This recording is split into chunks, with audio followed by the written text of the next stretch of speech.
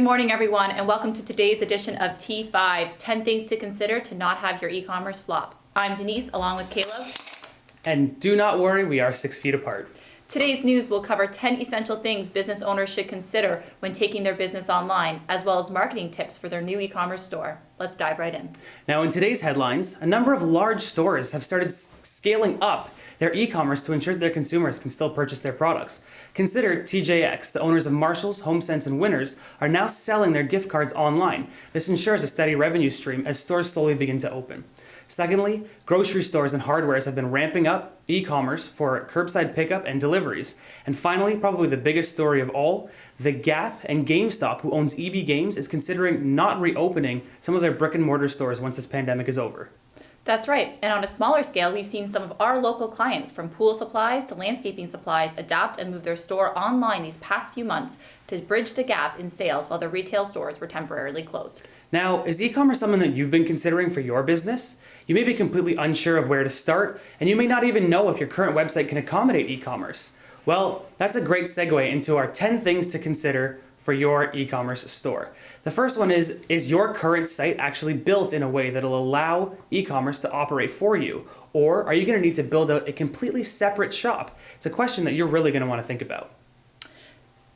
The next few things you'll need to consider is around your product inventory. Do you have a current list or a master sheet of all your products and SKUs? Do you have high-resolution professional images of all these products in each option available? This brings me to my next consideration of variance. In this master sheet, there needs to be sizes, specs, materials, colors, and all options available for each product. You should have images for each color or option if they are visibly different. You will also need the dimensions and weight of each product for shipping purposes. Depending on the number of products available, gathering this information can be time-consuming. You want to make sure you know what you need ahead of time to create this master list. Once you know what products are available, let's discuss how people will pay for them with consideration number 4. Payment gateways. Simple definition, a payment gateway allows you to accept credit card payments by transferring money from your customer's bank account into your merchant account. Keep in mind, this is not a free service and the middleman needs to get paid. Good news, if you already accept credit cards in store, you already have a payment gateway. While online terms can be different than in-store terms, generally there are 2 main fee structures. A flat monthly fee, meaning you will pay for the gateway service regardless of the number of value or entries, or a percentage fee, meaning the gateway will take a percentage or a cut of each sale. You will want to consider each fee structure based on your product pricing and your estimated number of online transactions each month to figure out which one makes sense for you. Whoa, that was a lot. Coming up, we have considerations 5 through 10, but first over to James for your weather break. Yeah, it's still raining. All right, thank you for the update, James. Moving on, our 5th consideration is how you will both ship and fulfill orders. Simply put, how are you going to get these purchases to your customers? You'll want to consider some third-party shippers. That may be Canada Post, UPS, or another shipping company.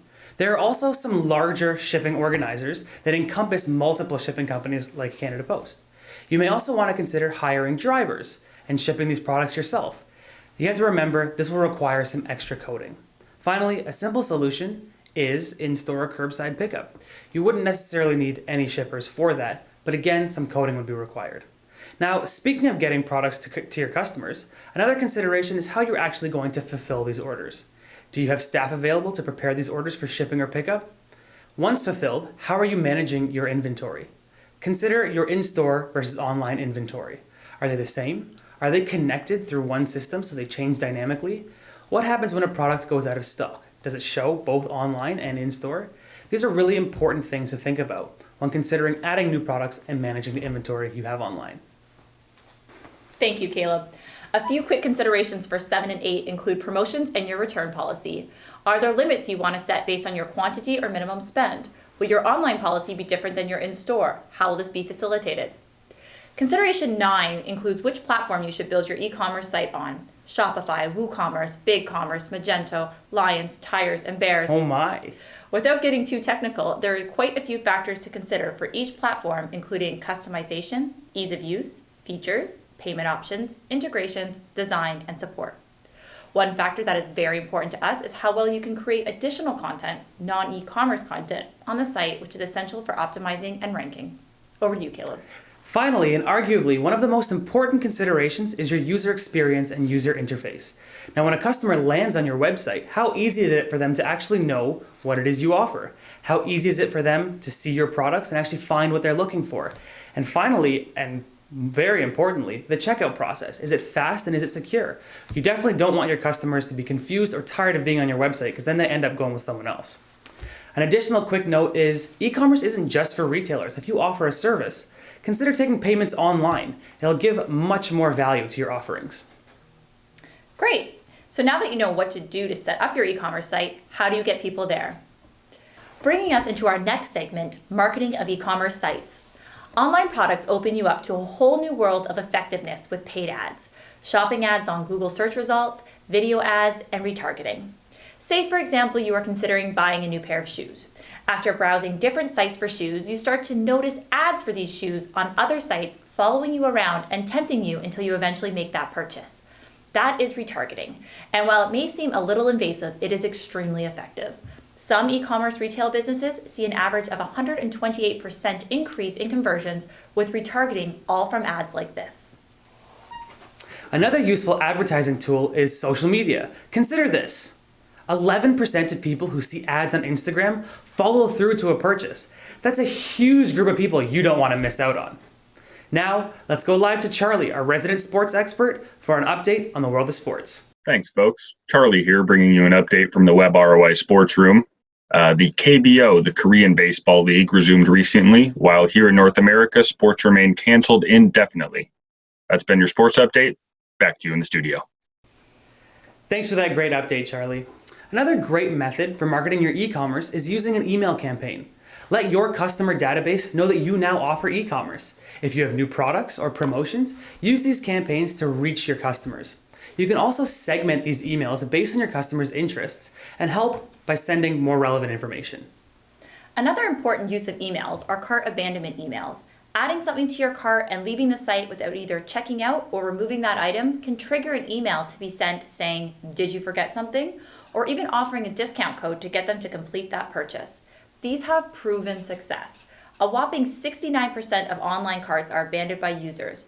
Don't miss your chance to get those users back to your store to make their purchase. Now, Denise, I always look for product reviews when I'm purchasing something. It really helps me make a more informed decision. Excellent point, Caleb. There are a few different extras you can add to your products to help users make that purchase.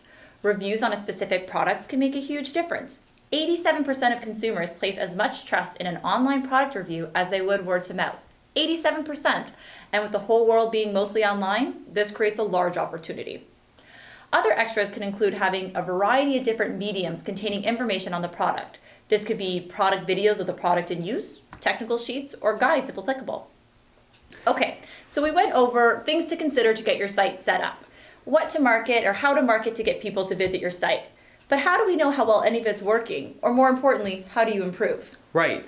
Now, to best know how you're performing, you need to consider how you're going to analyze your sales and your results. You really need to make sure you've got some proper tracking in place. Make sure you know which channels customers are coming from, how your ads are performing, and your most and least popular products. It's going to help you find out what's working, what needs to change, and what you should be promoting even further. That wraps up today's edition of T5. If you have any questions or would like more information, please email support@webroi.ca and we'd be happy to help. Thank you all for watching. From all of us here at WebROI, have a wonderful day.